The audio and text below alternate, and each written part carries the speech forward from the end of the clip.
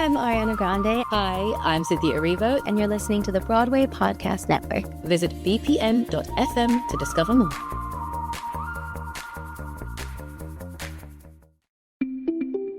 Hey, it's Susan Blackwell from The Spark File, your one-stop shop for creativity, where we have everything you need to make 2026 your most creative year ever. We're excited to announce that the doors are open for the Spark File Blaze, our flagship course in creativity.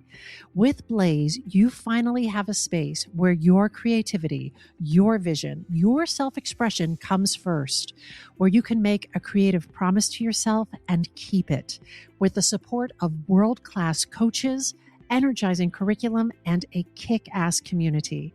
Here's what our clients have to say about it. The Spark File is a portal to your creative powers and believing in yourself. I need a group like this to give me the kick in the ass that I need to start making the things that I want to make and do. The most honest, safe, life-affirming, and life-changing experience I've had in all my 55 years. The best. I'm incredibly grateful to Laura and Susan for teaching me the tools and structures that I need to get past the fear and to just do it anyway. I'm grateful for the accountability. I'm grateful for the feedback. I'm grateful for how we all are showing up for each other. This big, beautiful, creative trampoline that just like catches you gently and just launches you out with so much love. If you're ready to consistently commit to your creativity in 2026, go to thesparkfile.com and check out Blaze. It all starts with a fun, free, no obligation discovery call where we'll explore your creative dreams. But don't delay. Blaze kicks off on January 29th. Space is limited and the doors are closing soon. Go to thesparkfile.com now to learn more about Blaze. It's time for your creativity. So what do you want? What do I want? I want to use my degree for good. And in general. I kind of meant like a muffin or a latte. I want a job with a generous work-from-grocery-store policy. You are here a lot. Debbie, please, I'm working. I want a job that will change the world. Ma'am, this is a drive-thru. And some nuggets. With LinkedIn's new AI-powered job search, you can find roles that match your unique skills so you can dare to discover more. Visit linkedin.com/jobs to learn more. The Sparkfile podcast may contain profanity and other adult content. Please use your discretion. When I bump into something that inspires me, I dump it in my spark file. Could be something that I want to make or how I want to be. I pump it in my spark file. I jump into my spark file. Let's open up the spark file.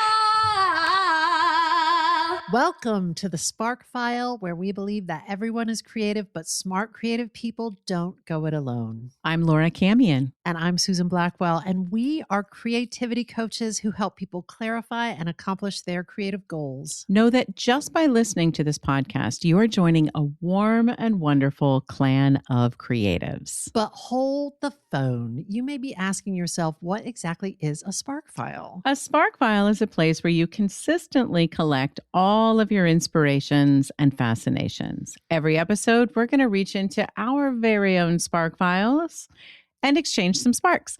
And from time to time, we're going to talk to some folks who spark us too. And your mission, should you choose to accept it, is to take some of those tasty sparks of inspiration and make something of your own. So without further ado, let's open up the Spark File. Hi, Laura Camion. Hi, Susan Blackwell. It's good to see you. Welcome to the podcast we make together. I'm so happy to see you. What's going on over there?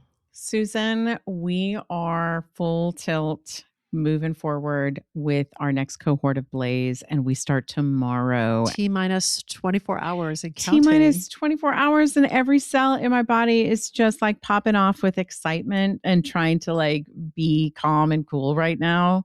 But I've never been very good at that. So let's not pretend. I'm just going to be bouncing off the walls. We get everybody together. This cohort is like shaping up to be the just again, how extraordinary people come together for the Sparkfile cohorts. I feel very lucky. I'm very excited. All different kinds of artists at all different stages of their creative careers. 100%. From, people who are seeking to bring shape and meaning and structure and anti-anxiety to their life, and all the way to people who are really seasoned, well-established creatives who are maybe trying something new for the first time, getting their creativity back in focus.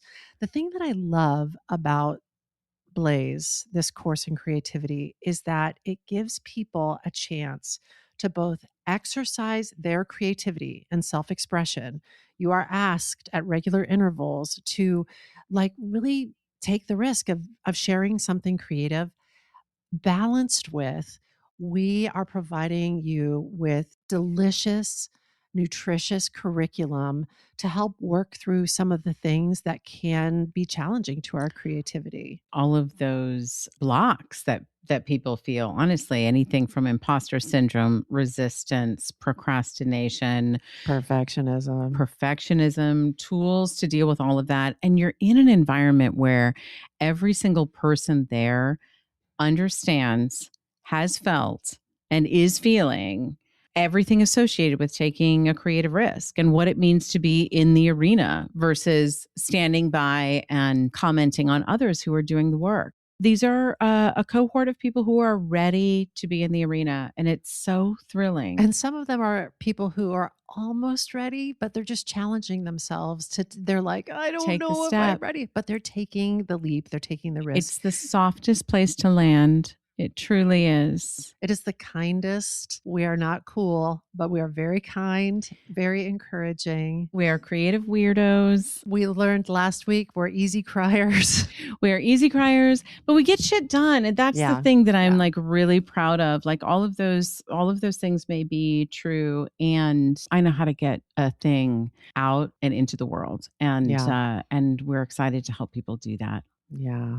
All right. Let's get into a little sparkage today. I believe that I am sparking you. Listen, I am psyched. I'm going to sit here and just take it in and be inspired. That's what I'm going to do. This spark has been kind of a long time in the making, Laura. Oh? I went back in. I don't know if I told you this. I went in and I reread my entire digital spark file. Whoa. It has to be massive. It's massive. It is so big. And a lot of it just looks like a link to this, a link to that. Yeah. A passage. But I mean, it wasn't a small thing. You put yours in a Google Doc. Is that right? Google Doc. So it's a Google Doc that is just, it keeps going and going and going. But I was like, let me go back and let me look and see if I've missed any gems. And this is actually a result of that scan. That's fun. Today's spark is all about words I love. Ooh, I love this already. Well, I mean, all through my spark file, I have just collected all of these words. Here's a word. If I go, oh my God, I put it in my spark file. So this is a survey of all these words I've collected over the years. Oh my God, let me have it. I need a notepad. First, I want to go back in time. When I was little, I loved words, even from the time I was little. And one word I remember really loving, I was in elementary school. I'm going to peg it around 3rd grade, 4th grade. Laura, I loved the word fascism. Oh. I did not know what it meant. Oh my God. I had no idea what it meant, but I was like, oh, it sounds so silky. It sounds so adult. Fascism. Like I remember that's a crazy thing to say right in this moment. I know, Laura. I know. Knowing what I know now, it's insane. But I remember being like in 4th grade. I remember so clearly my best friend, Amy George. Hi, Amy George. We were standing in my upstairs bedroom. I think there had been a sleepover. And I remember going, Amy, you're such a fascist. And just being like, did Amy know what it meant? we didn't know what we were talking about, but I thought it was so adult, and I thought, I just loved that word. I also thought the word chutney was laugh out loud funny. I thought that word was so Chutney's funny. good. Yeah, Chutney. it's just good. It's got some powerful consonants, and I remember that my 7th grade bestie, Cammie Martin, loved the word langostinos. What's langostinos? It's like a shellfish. Langostinos. Never That's like heard of seafood. it. Yep, Never yep. heard of it. She cut a little ad out from the paper where they were had langostinos for sale at like the grocery store at the fish market. And she had it on her bulletin board, and I was like, oh, she's like, I just like that word, langostinos. So Laura, I want to ask you, and listeners, I want to ask you, do you have words that you love? Do you have words you loved when you were little? Do you have words that you love now? Yes. And I'm sure, and they'll come to me as we talk. The one that keeps coming to me right now, and I don't know why, but I love the word effervescent. Oh, it's so good. It's so bubbly. Can I just add to that? Yes. Carbonation. I love illumination. Oh, illumination's beautiful. Becca Brunel, who's a member of the Sparkfile community, is the first person I remember using that. She was like, when you think about your purpose in life, what makes you feel carbonated? And I was like, carbonated, shake me up. It's so active. It's like carbonation is active, like even when you're in your state of just being there, you're carbonated. Then if you get shaken up, you're like explosive, which is pretty neat. I'm going to look straight into the camera lens, and I'm going to say, if you're watching this on social media, or if you're listening to this podcast, please, please share your favorite word, share it in the comments, or you can write to us at getcreative@thesparkfile.com. I want to know what y'all's favorite words and phrases are. Susan, can I add one right here? Because I think you taught this to me. It's like some Swedish term, herkle-durkle, which is like staying in bed. Scottish. Oh, it's Scottish. It's like lingering in bed just a little bit longer than needed or necessary, or maybe should. What do you want to do on a Sunday morning? I want a herkle-durkle. Yeah. We still use that in this house. Is it a verb or a noun? To herkle-durkle. Because I like to herkle-durkle, but you just said have a herkle-durkle. Yeah, I think you use it as you see fit. That's what I think. I will. So this is it. Just enjoy. And if things bubble up for you, Laura, please pipe in. And I'm telling you again, if you're looking at this on social media, please write them in the comments. And if you're listening to this on your little earbuds, get creative at thesparkfile.com. We want to know what your favorite words are. Okay. Love it. Some of these are ancient. Okay. Some of these are newer. Okay. On the newer tip, my friend Gary Schwartz used to describe theater that you had to see solely because your friend was in it or your friend worked on it as teatro de la obligación. Oh, no way. Teatro de la obligación. What are you doing tonight, Laura? Teatro de la obligación. No. Yep. No. Yes. I reject it on principle. Okay, go ahead. Sparkfiler Juliette Gray calls vacations she has to take with her family obligations. Okay. Yes. Love it. Obligations. Love a portmanteau. Yeah. The combination of two words. We love a portmanteau. So good. Gore Vidal, the great writer Gore Vidal, once reported that when Dorothy Parker drank too much, she sometimes suffered from what she called the Frankies, the inclination to tell people, as if for their own good, what she really thought of them. Ooh. The Frankies. Ouch. May I be frank? Dorothy's got a bad case of the Frankies at brunch. And she's got a sharp tongue. Love the Frankies. This reminds me of a word that's not on my list, but I also love. This is a callback to a podcast that I did years ago about collaborative writing, the Sulkies. In collaboration, nobody's allowed to carry on with a case of the sulkies. Like if you have something to say, if you're upset about something, you have to say it. No sulkies. No sulkies. Yes. Ooh, I like that. For a brilliant example of the creation of new words, you can check out The Dictionary of Obscure Sorrows by John Koenig. In this book, which grew out of John Koenig's Tumblr blog, he has invented a whole dictionary of words that are poetry. The definitions are like poetry. For instance, paro, noun, the feeling that no matter what you do, it is always somehow wrong. As if there's some obvious way forward that everybody else can see but you, each of them leaning back in their chair and calling out helpfully, colder, colder, colder. Paro. Isn't that amazing? Haven't you felt that? Yes, that's why I'm over here Yes. in pain. I'm in physical Yes. pain. Here's another beautiful one. Ringlorn, adjective. The wish that the modern world felt as epic as the one depicted in old stories and folk tales, a place of tragedy and transcendence, of oaths and omens and fates, where everyday life felt like a quest for glory, a mythic bond with an ancient past, or a battle for survival against a clear enemy, rather than an open-ended parlor game where all the rules are made up and the points don't matter. I need this word. Ringlorn. Ringlorn. Lorn.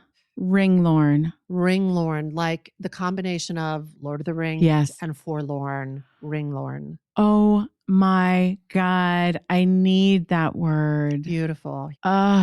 Here's one more from John Koenig. Sonder, noun. The realization that each random passerby is living a life as vivid and complex as your own, populated with their own ambitions, friends, routines, worries, and inherited craziness. Yes. An epic story that continues invisibly around you like an anthill sprawling deep underground with elaborate passageways to thousands of other lives that you'll never know existed, in which you might appear only once as an extra sipping coffee in the background, as a blur of traffic passing on the highway, as a lighted window at dusk. And that is Sonder. That is Sonder. I love. So Sonder is a particular favorite of Sparkfiler and producer Jenny Steingart. Jenny is the person who gifted each of us a copy of the Dictionary of Obscure Sorrows, which is amazing. Jenny loved Sonder and all of this work so much, she optioned the Dictionary of Obscure Sorrows, and she is working with its author, and they're preparing to make something super sparkly out of it. It's going to be so good. Because these definitions are so good. Just like the word itself is amazing, but the depth, delicious. Like the definition, like keeps going deeper and deeper into like a specificity that hits on something. Yes. So vital. This is making me think, Susan, Brene Brown wrote a book called The Atlas of the Heart. And the entire book is about the necessity of having the precise words to describe our emotions and our experiences so that we can have deeper connections with people and we can have like deeper healing, deeper self-understanding. I'm happy, mad, sad. You know, this doesn't capture it. It doesn't capture it. It's not nuanced enough. Exactly. So I love these definitions. Check out the Dictionary of Obscure Sorrows, but check out the rest of the words on this list. Maybe it'll be the perfect word when you're just reaching for that word. So jumping back in time, I also love ancient words and words in foreign languages. A word I learned from my meditation teacher, Emily Fletcher. Hi, Emily. Take a shot every time you hear that name on this podcast. The word is Navaswan. I may have talked about it on the podcast. Navaswan is from ancient Hindu scriptures. The Navaswan occurs as the earth rotates on its axis and the sun lights on the earth's surface, which of course brings a new day. Preceding dawn, a wave of air, continually pushed by the sun, rolls over the surface of the earth, a warm breeze heralding the transition from night into day. This is a real thing. There's a little warm breeze that passes over the earth. It's always rolling over the earth like a wave. And in Hindu, it's called the Navaswan.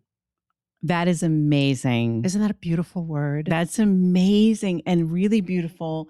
And if I may, can I tell you what it reminded me of, even though it's not at all related? When you ask about words and phrases. So in Kurt Vonnegut's, one of his plays, the main character calls someone a sparrow's fart.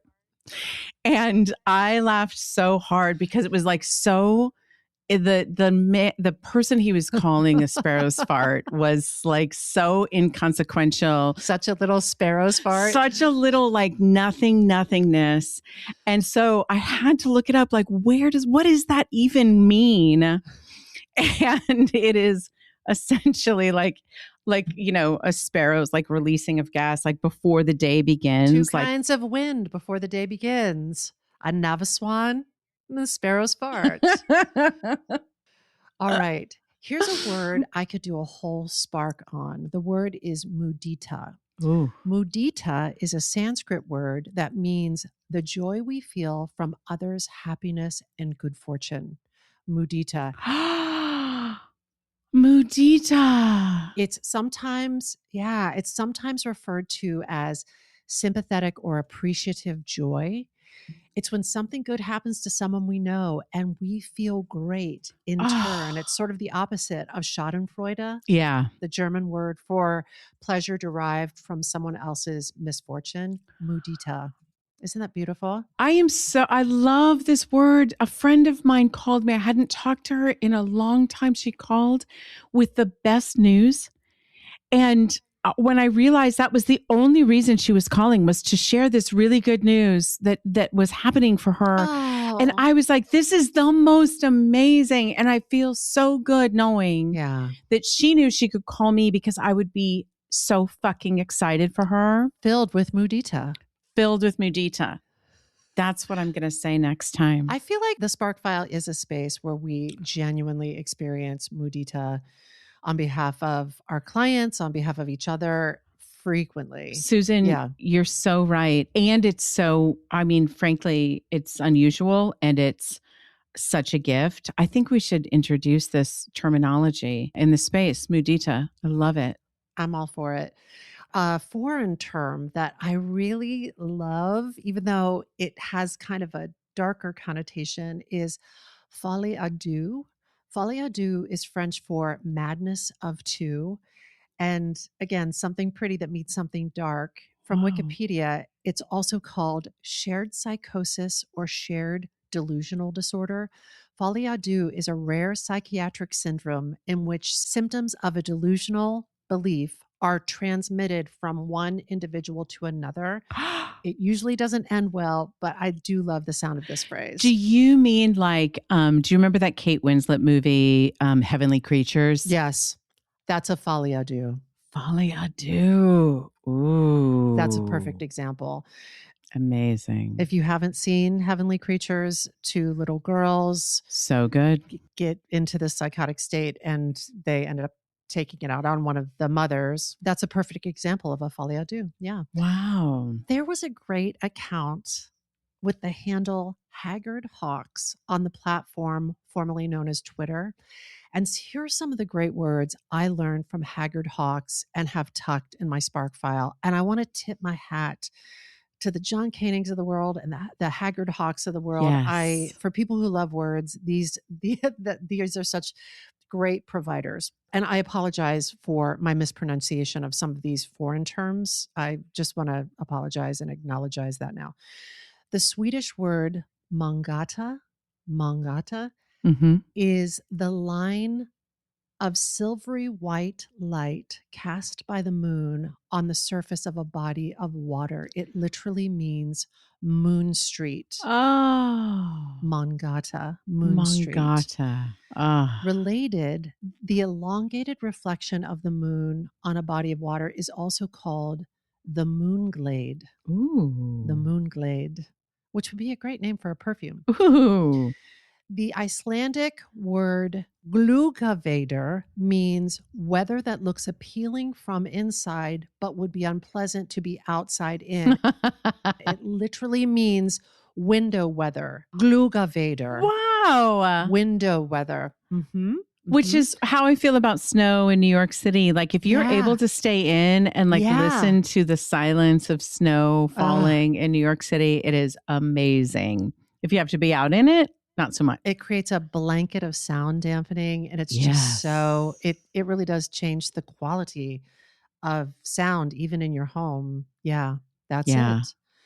Wow. Did you know, Laura Camion, that the word piglet only dates back to the mid-1800s? Before then, a young pig might be called a hogling, a porket, a hog babe, or a gruntling.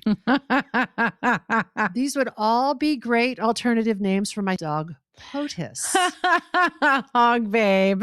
Piglet, hogling, porket, hog babe, or little baby gruntling. He is such a little gruntling. Oh. Keeping with the pig theme, feral pigs in Canada have been found to survive the cold temperatures by building tunnel-like shelters lined with insulating grasses and reeds beneath the snow.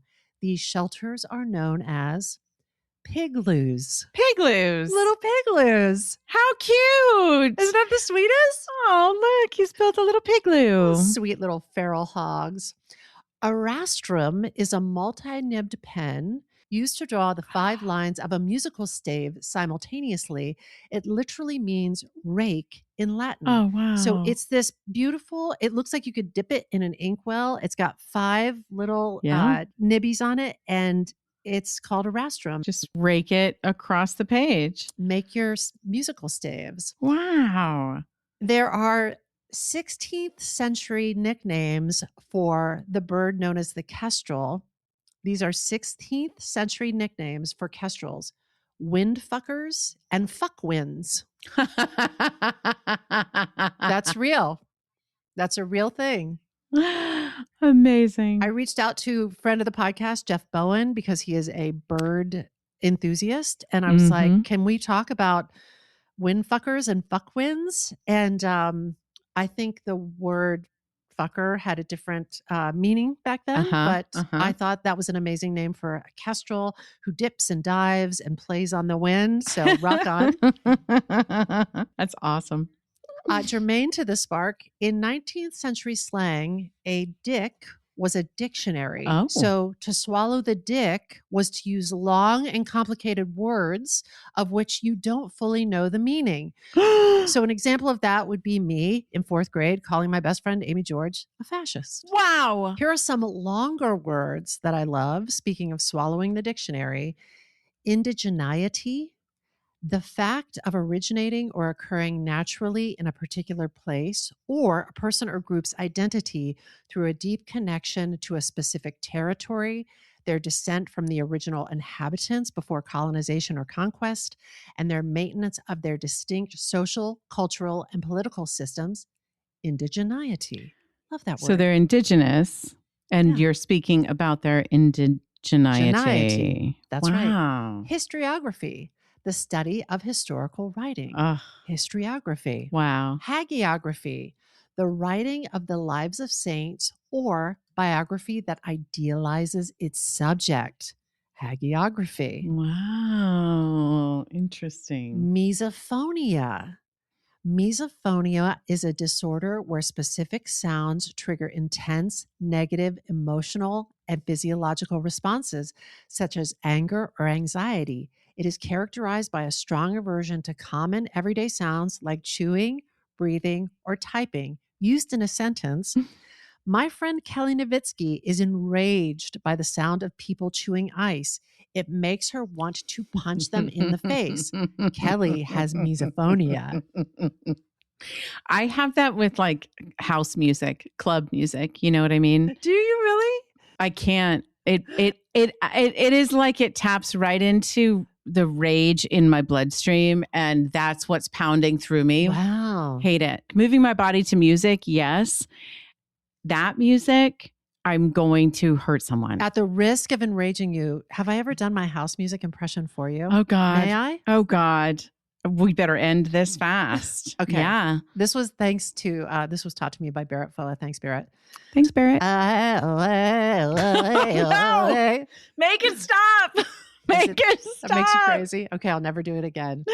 Okay. No, I can't. I can't. Back to the words we love. Logomachy. Logomachy is a noun. It is an argument about words used in a sentence. In the early days of the Spark File, we had a bit of a logomachy over what we should call it. We never argued. No, but I was just trying to come up with a sentence. It is good. Yeah. Logomachy. Wow. Quadlibet. Quadlibet, a light-hearted medley of well-known tunes. Quadlibet. Oh, Quadlibet. You can see why I put that in my Spark File. Absolutely. This is one that we've talked about on the Spark File. Hat tip to Chris Pappas. Pareidolia. Pareidolia is the imagined perception of a pattern or image where it doesn't exist. So the man in the moon, or seeing a face in an electrical socket, or in the patterns of a wood grain. Or seeing Jesus on your toast. Pareidolia, baby. Wow. Yeah. I love the Dutch concept of gezellig. It's one of those words with no straight English translation, but it means coziness, an intimate social feeling you get when you're in spaces you love with people that you love.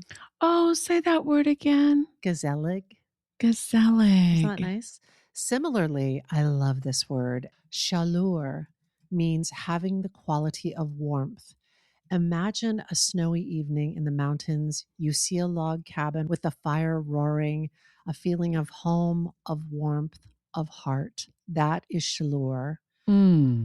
I want that as a candle scent. Chaleur, now available at Macy's. Mm-hmm. And I actually looked it up. It is a perfume name. Oh, of course. Of course it is. I'm still on gezellig because I would take a perfume that smells like a cozy place that I love with people that I love. Oh. I'm going to cozy right up with that smell immediately. You know what, Laura? I believe we will schedule in the very near future a candle making session. Oh, yes, please. And I think you should make a candle called gezellig, and it should include all the scents that make you feel that way. Oh my God. That will be my scent. There you go. Yes. Yes. Komorebi is a Japanese word for the dappled sunlight that filters through tree leaves. I'm not sure, komorebi or komoribi. If you speak Japanese and you want to correct me, I welcome it. The dappled sunlight that filters through tree leaves. Something so beautiful about that. Isn't that pretty? Mm-hmm. Meliorism is the belief that the world can and should be improved through human effort, love, creativity, and compassion. Yes. Meliorism. Yes. Petrichor is a pleasant smell that frequently accompanies the first rain after a long period of warm, dry weather. So when those first raindrops hit asphalt or hit a dusty field and you're hit with a smell and you're like, oh, I love that. That's petrichor. Wow. I also love groupings of words. Oh. Here's a whatchamacallit in different languages. In English, it's a thingamajig. In Spanish, it's a chingadera. In Danish, it's himsterjims. In Japanese, it's nani nani. In Turkish, it's zamazingo. In German, it's dingsbums. And in Dutch, it's huppeldepup. What is it? Those are all different words for whatchamacallits. A whatchamacallit. Hubbledepup. What's a huppeldepup? Dingsbums. Wow. I love those. I love those. I love groupings of words from Haggard Hawks. A Birkinshaw is a grove of birch trees. An Ossiard is a grove of willow trees. A Pomery is a grove of apple trees. A Myrtetum is a grove of myrtle bushes. Myrtetum. A Coudray is a grove of hazel trees. A sapbush is a grove of maple trees. And a derrick is a grove of oak trees. And just a few other groupings to round this out. A flock of waxwings is called a museum. And apparently, a group of otters on land is called a romp, but a group of otters in the water is called a raft. Wow. A raft of otters. A raft of otters or a romp of otters.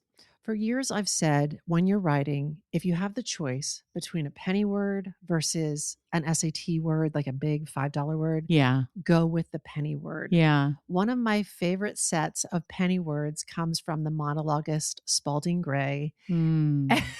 These are a little, but I love them. I love them. Doots and grunts. Spalding told the story that when he was little, he and his little brother would refer to their poops as either doots or grunts. Doots were little tiny poops and grunts were big poops. So they would check in with each other. I mean, they were little boys after they had gone to the bathroom and they were like, doots, or they'd be like, oh, that was a grunt. So doots and grunts, there's some penny words for you. What do we make of all this, Laura? Oh my God. I mean, there's so much. Tell me what you have in mind. Well, so many things. I just feel like these words are like pearls, whether they're long, whether they're native to your tongue, whether they're ancient, whether they're new. Each one of them is a little gem, and you can sort of string them. You can make them into phrases that make sentences, that make paragraphs. And they're just the foundation of so much beauty and possibility. So you can make that with it. And like we said, like you could take a word and be inspired to make something based on that word, like make a perfume or make a candle that smells like a cozy place that you love with people that you love. 100% gezellig. Yeah. And that's amazing. Yeah. I heard this Gustave Flaubert quote, and I've had it in my Spark file for as long as I've had a Spark file, about the heartbreaking limits of words. Flaubert wrote, "Human speech is like a cracked kettle on which we tap crude rhythms for bears to dance to while longing to make music that will melt the stars." So you can use these words and many others that you have at your disposal, string them like pearls on the necklace of a sentence that will make bears dance and melt the stars. And that is my spark for you today. Oh, I love all these words, Susan. Thank you so much. You're so welcome. Just having some fun. I just love how, like, all the feelings that they've conjured up in me. And yes, I'm entirely like the Brene Brown Atlas of the Heart. I'm telling you, like, our ability to communicate our emotions leads to deeper connection, with each other. So even having an exploration of a word and what it means to two people can be so illuminating. I think one of the reasons I wanted to do this Spark is because it's just such a intense time right now. And I was like, I want to cultivate some delight. And I'm going to do that by reaching into my Spark file and just finding all the ringlorns and the romps and the wind fuckers and the To bring it full circle, Suze, knowing what you know about fascism now. All right. Maybe not a word you love quite as much. There's something that makes me laugh so hard about fourth grade me, just being like laughing and being like, oh, Amy, you fascist. We know better now. We know better and we do better. I guess that's it. On that note, this episode of the Spark File was made on the lands of the Lenape and the Mohican people. And as always, we hope it put another bunch of sparks and gazeligs and chaleurs into your file. Listen, if there's a spark you'd like us to explore, or if you'd like to learn more about how to coach with us to accomplish your creative goals, you can email us at getcreative@thesparkfile.com or reach us through our website, thesparkfile.com. We'll even happily take your feedback, but you know the price of admission. First, you need to share a creative risk that you've taken recently. You can follow us on social at The Spark File, and be sure to take a moment to subscribe, rate, maybe 5-star review this podcast. Maybe. It really helps other listeners to find us. Also, if you like this podcast, we hope that you'll share it with people that you love. And if you didn't like it, how dare you, you dirty windfucker? How dare you?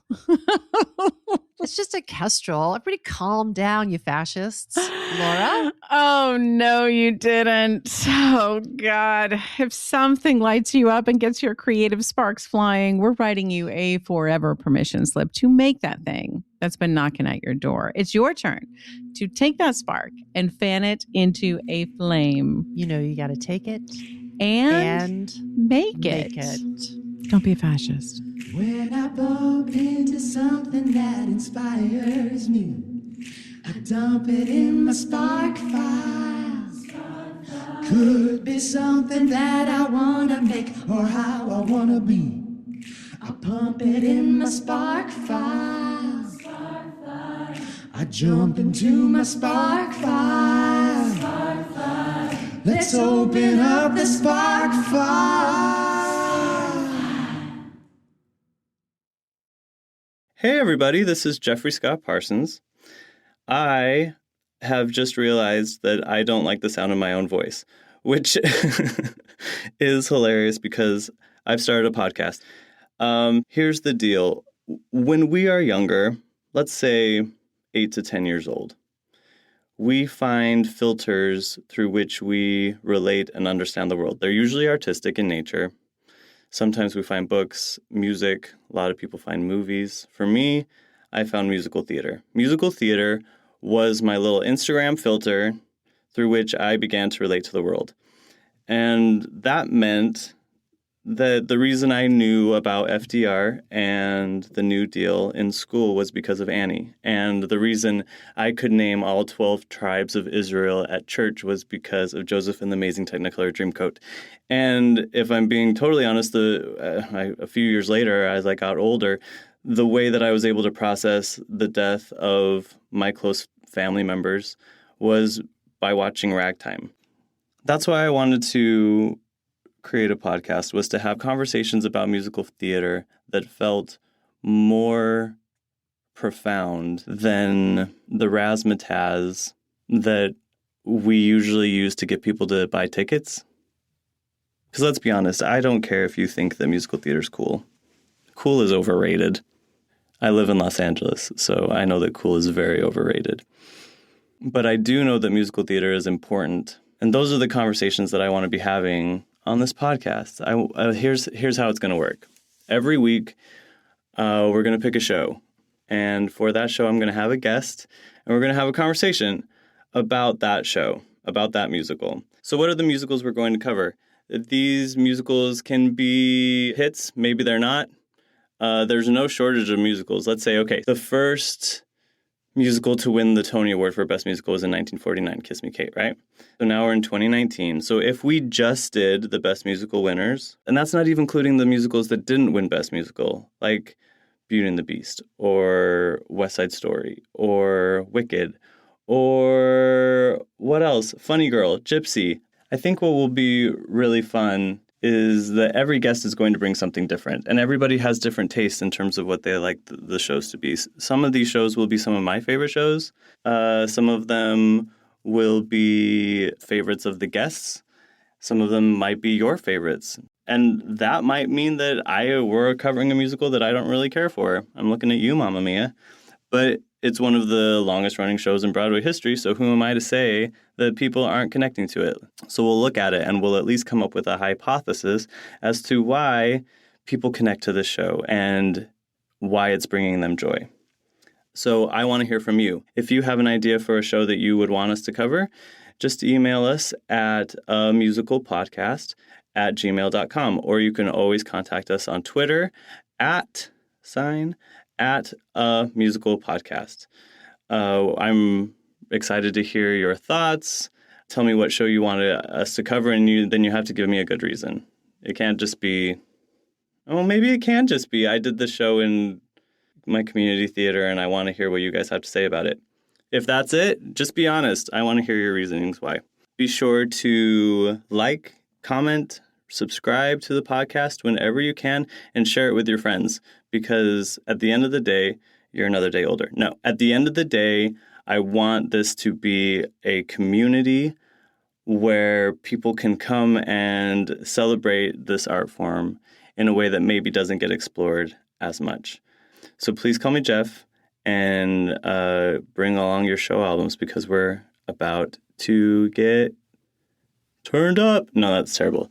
So please call me Jeff and get ready because a musical theater podcast is starting now.